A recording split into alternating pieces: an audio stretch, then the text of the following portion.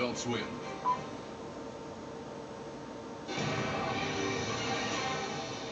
All right, fasten your seatbelts. We've got some breaking news related to Casey Anthony and her criminal conviction. The appeals court has tossed 2 of her convictions for lying to police, but the big news is they did, in fact, uphold 2 other convictions. Basically, the court came down to their decision and found that the 2 interviews, she lied in the 2 interviews, and you can't be convicted for 2 lies in 1 interview. Originally 4 convictions, 2 lies in each interview. What the court said is that each interview can be a conviction, but not each lie within each interview. Did you follow that? I hope so. It's a little confusing, but the bottom line is the appellate court has ruled and resolved at least part of the case against Casey Anthony. Let me bring in Gene Casares. Gene, this is a little confusing, but it really all ends up relating to the civil case and whether or not Casey Anthony is ever going to put her hand on the Bible, raise her right hand, and get in court and answer questions, which would happen in the case involving Zenaida Gonzalez. You spoke with Cheney Mason, her attorney. What does Cheney say about this ruling, and what does it mean going forward? Just got off the phone with him, and this ruling encompasses the premise of double jeopardy, that you can't be tried twice for the same crime. He is on the road right now in Florida. He's actually going to do a deposition for, listen to this, a death penalty case involving a 3-year-old child. But he has reviewed this, and his Elizabeth Fryer is too, and they are, well, they are very grateful that 2 have been reversed, but they are very concerned with some of the factual conclusions made on the facts. So they are going to meet over the weekend, the 2 of them, and there's a great likelihood they may file a motion for a rehearing with the appellate court in Florida based on what they say are some factual inaccuracies that the appellate court has made. Now, in conjunction with this, Cheney just got off the phone with Casey. He called her. He broke the news to her that 2 of these convictions have been reversed. He told me that she was very happy, she was very appreciative, and in her words, we keep fighting. So, and that is Cheney's motto too, we keep fighting. So they are going to look at this. They may file for a rehearing. He says one aspect about this, with the court having to vacate 2 of those convictions, it'll go back to the trial court. The trial court is being ordered to vacate 2 of the convictions, and that was $2,000, $1,000 per count. So that will have to be reversed right there, that $2,000 that Casey owes. Bottom line here, Gene, is there's still an ability for the defense team and Casey Anthony's defense team to ask for rehearings, and I'm sure after they lose that, they will then appeal this to the next level. Any discussions about that with Cheney Mason? That would be to the Supreme Court, yes. That would be to the Supreme Court, that request cert. You're exactly right. All right, let me bring in John Dill, who's one of the attorneys for Zenaida Gonzalez, who's involved in a civil case. And John, let me get your reaction to what happens here. This gets us at least, or gets you guys, 1 step closer to compelling Casey Anthony to have to finally answer some questions in court. Right. Absolutely, exactly. It's 1 step closer, and I think really it's essentially all over but the shouting. I mean, they may try to move for rehearing and then file a writ to the Supreme Court, but I think it's very, very slim that those will be successful. So we're very happy about the decision, and it's obviously now we're getting closer, much, much closer. All right, John, let me ask you this, because you know Florida law a lot better than any of us. This writ and this rehearing, if you had to guess at a time frame as to how long the process takes to play out, what's your best guess? Well, I would say the petition for rehearing en banc, it's within, I think, 30 days. I think this whole process will take about another 3, maybe 6 months, including trying to go to the Supreme Court, hopefully shorter. And I wouldn't be surprised if they try to do all those things. But nonetheless, I mean, it just can't go on, continue to go on forever. So now that the decision has been written by the appellate court, and they're rarely reversed. Okay. 3 to 6 months is the time frame. Okay, let's say the whole process plays out, John Dill, the attorney for Zenaida Gonzalez. Then what happens? Is it the trial? Your trial? Yeah. We're going forward with our trial. We were hoping to get the trial this summer, and it looks like it may work out that way. And then Ms. Anthony will be subject to our questions and cross-examination. So that's what we really wanted all along. And part of the reason we've been patient for this, waiting several years because our lawsuit's been pending since '08, and hopefully now we're finally going to get justice. All right, John, so let's just remind folks, it's a civil case, so there's no right to remain silent anymore. Once all this is resolved, Casey Anthony has to testify, and you can call her to the stand.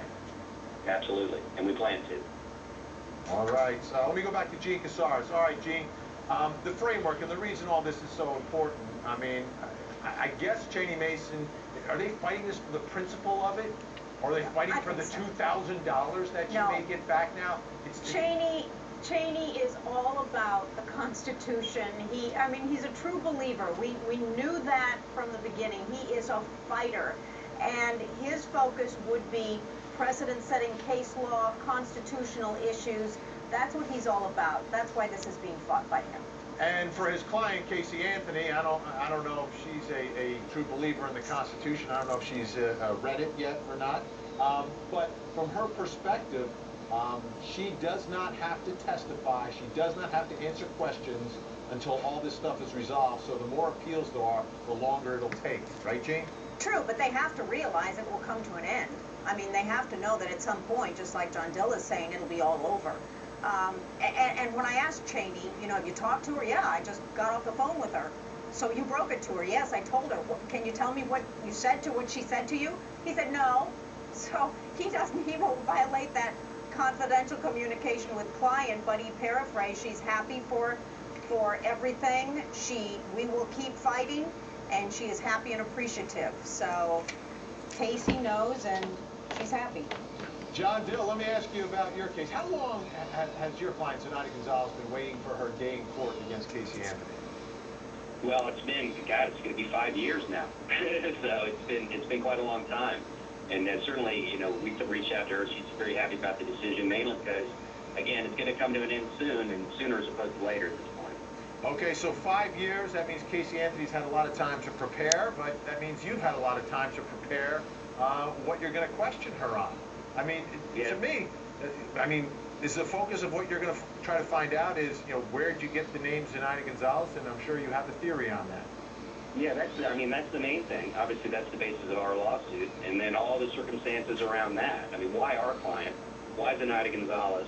And what was the reason behind that? What was she trying to hide by doing that? So it should be an interesting trial testimony, for sure. And John, when the name Zenaida Gonzalez was floated out there, when this story was first hitting the news about this beautiful missing little girl, your client became public enemy #1. Exactly. I mean, just plucked out of nowhere from the mind or the actions of Casey Anthony, and now everybody knows her name. So that's unfortunate for our client, but it's fortunate that we'll be able to finally get answers about it. And what's the first question? Why did you do it? Why our client? Why name Zenaida Gonzalez? And then we'll take it from there. All right, John Dill, appreciate it. Gene Casares, so this rehearing, and that, I guess that's going to happen first, or the attempted rehearing first, and then if they're not successful there, then they move on to the Supreme Court. But you know what I'm thinking, Gene? If the convictions are thrown out, right? Let's say in the rehearing, they toss them out, that would actually move up the time that Casey Anthony would have to answer the questions. It's a very good point. So when you think about strategy of why this is being done, what I'm telling you makes sense that at least with Cheney, it is for just the integral process and the constitutional reasons. You're right, Vinny. You know, sometimes you got to be careful what you fight for, because you might just win. And with great attorneys like Cheney Mason, you might just win this appeal, and then Casey Anthony's got to get into court and she's got to tell the world her story about why she got this name Zenaida Gonzalez, and probably a lot of other questions, Gene, surrounding the disappearance of her daughter. Questions that remain, I guess, unanswered after the criminal trial. Sure, definitely. And she remains, you know, behind closed doors. We're not seeing her. She's not talking. There are no interviews. She is leading a life of really seclusion. You know, Cheney Mason has his principles that he's fighting for, Gene, but there's a principle that I see that is at stake here, and I don't like it. And that's the ability of a criminal defense attorney to argue out of two sides of their mouths. And they do it all the time in cases. And in this particular case, I remember at the trial, Casey Anthony's lies were used as the basis of her defense for the murder of her daughter. They conceded those lies at trial. They didn't contest them. And now all of a sudden it becomes a big issue. You know, to me, I find that problematic in our system, but our system will figure it out. For those of you who don't, go ahead, Gene. Two things on that. First of all, that was Jose Baez, all right? That was based on his opening statement, went on from there. Secondly, the issue with Cheney is that he believes she was in custody. He believes that she did not feel free to leave. So it's not based on what she said.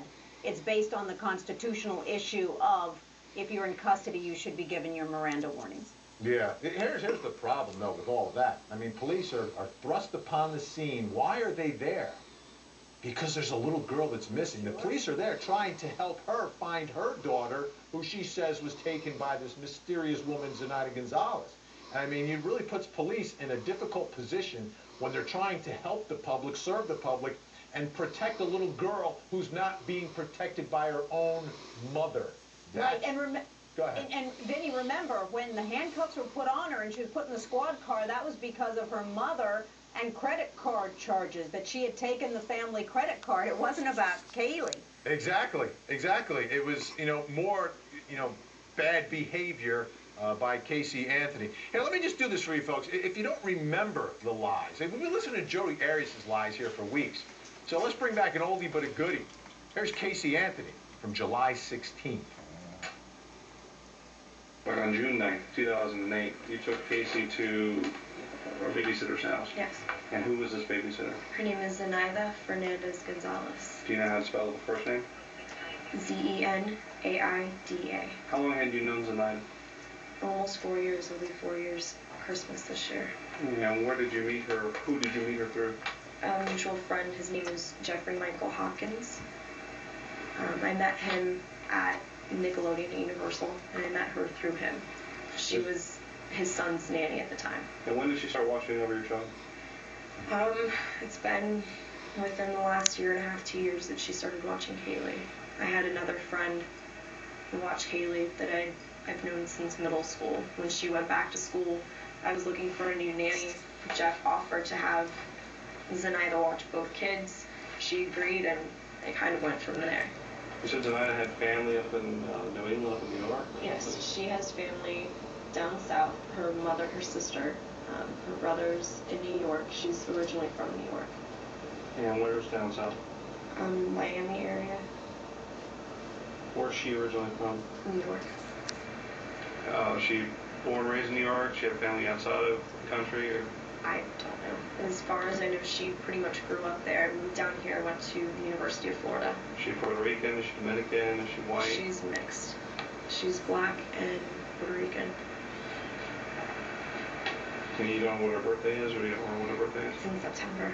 That's all I can remember at the moment. Did you forget? Because I didn't forget. No, John Dill didn't forget. He represents Zenaida Gonzalez. John, to listen to those lies.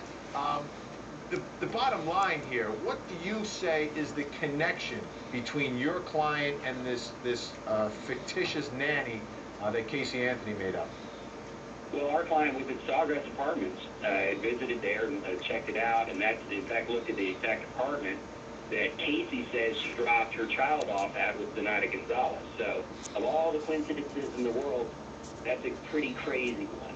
So that's one connection. The second one is they showed her picture of our client after she had already said that it wasn't her, and said, I never cleared her. I never cleared the girl down at Kissimmee. So she was always keeping the lies open and her avenues open. And those are the things we want to get into and find out about. Unbelievable. Unbelievable. The case continues. And Casey Anthony, after today's ruling, if you're just joining us, breaking news, the appellate court has ruled 2 of the convictions against Casey Anthony for lying tossed, 2 of them upheld. And basically what that means is we are one step closer to seeing Casey Anthony in a courtroom in Florida under oath answering questions about what happened to her daughter Kaylee and why she told the world that a woman named Zenaida Gonzalez took her child. All right.